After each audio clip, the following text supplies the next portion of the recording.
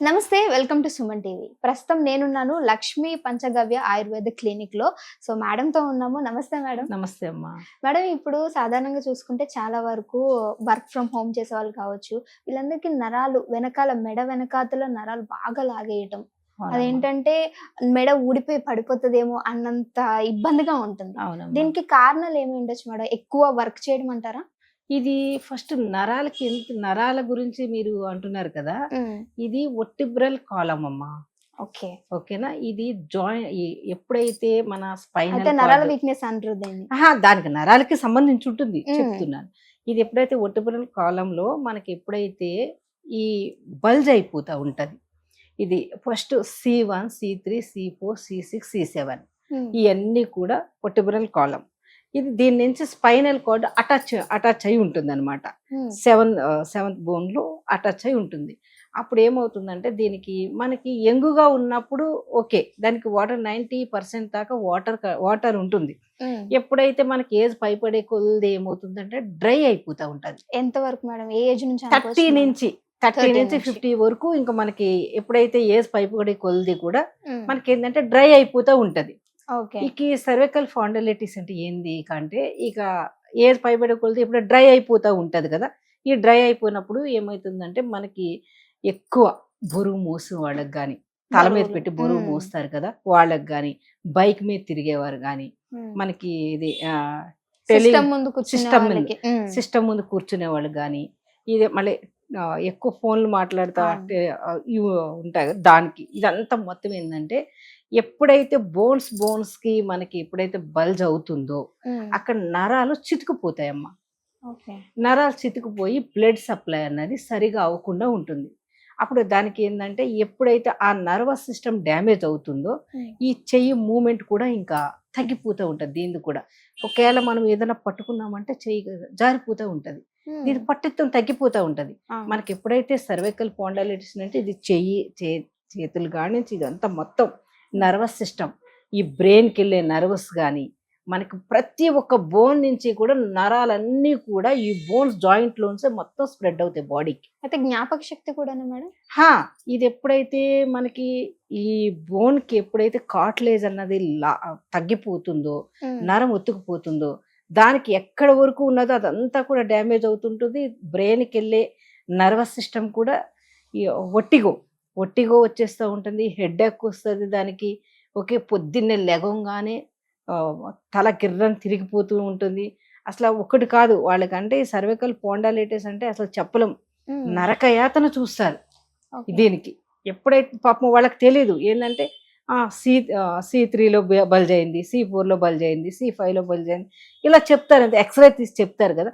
Step wise అది C1 C3 C4 C6 C7 మొత్తం 7 bones ఉంటాయి వర్టిబ్రల్ కాలమ్. దీనికి ఎప్పుడైతే ఏ బోన్స్ లో అయినా బల్జ్ అవునా సరే, ఎక్కువ మనకి ఏంటంటే C4 C3 C6 ఎప్పుడైతే ఈ బల్జ్ అవుతూ ఉన్నప్పుడు అక్కడే ఎక్కువ ప్రాబ్లమ్స్ వస్తూ ఉంటది. ఓకే, ఎందుకంటే C7 దగ్గర మనకి ఎన్ఎంకు అటాచ్ అయి ఉంటుంది కదా, C7 దగ్గర అటాచ్ అయ్యింది బోను. ఎప్పుడైతే ఈ బోన్స్ అయితే మనకు కుషన్లా పనిచేస్తుంది అనమాట. ఎక్కువ దాంట్లో మనకైతే కార్టిలేజ్ ఆ కార్టిలేజ్ అయినా లాస్ అయ్యే కొద్ది కనుక మనకి ఇట్లా ఒత్తుకుపోతాయి. అంటే లోపల ఉండే గుజ్జు బయటకు వస్తూ ఉంటది అనమాట, ఒక కండలాగా బయటకు వస్తుంది. అది బయటకు వచ్చినప్పుడు వీళ్ళకి నర్వ్స్ ఒత్తుకుపోయి బ్లడ్ ఫ్లో అన్నది తగ్గిపోయి వాళ్ళకి విపరీతమైన పెయిన్స్ వచ్చేస్తూ ఉంటాయి. ఓకే, అందుకని మనకి ఎప్పుడైతే సరే ఎక్కడ బల్జ్ అవుతుందో, అదేంటి మన ఈ బల్జ్ అయినప్పుడు ఒక్కసారి ఏదైనా బోన్స్కి వచ్చిందంటే ఇంకా దానికి అలా మెల్లిగా స్ప్రెడ్ అయిపోతూ ఉంటుంది. ఎందుకంటే డ్రైనెస్ వచ్చేస్తుంది అక్కడ. ఈ డ్రైనెస్ మళ్ళీ కరెక్ట్గా మళ్ళీ లూబ్రికేట్ అన్నది పెంచాలి అంటే మనం కరెక్ట్గా సిస్టమ్ అయితే ఫాలో చేయాలి. అవును మేడం, అంటే ఇప్పుడున్న జనరేషన్ లో కూర్చొని తినాలంటే ఎవరికి రాదు. మరి పని చేసుకుంటూనే, అది కూడా కొన్ని మోసే పనులు ఉంటాయి, ఎక్కువసేపు కూర్చునే పనులు కూడా ఉంటాయి. అలా ఉంటూ ఎలా జాగ్రత్తగా ఉండాలో చెప్పండి. ఏం లేదమ్మా, వాళ్ళకి అక్కడ ఫ్యాటీ లివర్ స్టార్ట్ అవుతుంది. అవును, ఫ్యాటీ లివర్స్ మొత్తం దీని మీద ఆర్గాన్స్ మీద కూడా ఎఫెక్ట్ అయి ఉంటుంది ఇది. ఓకే, ఈ ఎప్పుడైతే ఫ్యాటీ లివర్ స్టార్ట్ అవ్వగానే ఇది చాలా మట్టికి దీనికి చాలా రిలేటెడ్ ఉంటుంది. అంటే ఫ్యాటీ లివర్ వచ్చిందంటే మనం అనుకోవచ్చు మేడం. ఈ బోన్స్ మీద ఎఫెక్ట్ పడుతుందని. ఓకే. కొంతమంది చెప్పరు అసలు, నాకు ఫ్యాటీ లివర్ వచ్చిందిలే అదేముంది అనుకుంటాం. ఫ్యాటీ లివర్ వచ్చిన తర్వాత ఏమవుతుందంటే చిన్న చిన్న నరాలకి బ్లడ్ ఫ్లో అన్నది తగ్గిపోతుంది. ఓకే. బ్లడ్ ఫ్లో ఇది ఇంకా దానికి తోడు ఇది బల్జ్ అయిపోతా ఉంది అంటే ఇంకా ఎఫెక్ట్ అయిపోతుంది. ఈ నర్వస్ సిస్టమ్ అంతా ఇక పొద్దున్నే లెగుస్తారు కదమ్మా, లెగిసినప్పుడు ఇక ఎప్పుడైతే మెడ ఇలా తిప్పలేరు, ఇలా పైకి మూమెంట్ చేయలేరు వాళ్ళు. ఇక మనకి ఇట్లా వచ్చినట్టు వాళ్ళకి రాదు, ఇక ఫుల్ స్టిఫ్నెస్ వచ్చేస్తుంది వాళ్ళకి. ఇక మీరన్నట్టు తల కిందకి ఊడి పడిపోతుందేమో అని అంత పాపం చాలా పెయిన్ ఉంటుంది. ఇది చాలా సింపుల్ అమ్మ, ఎప్పుడైతే గనక దానికి డయాగ్నోస్ కరెక్ట్ ఉండాలి.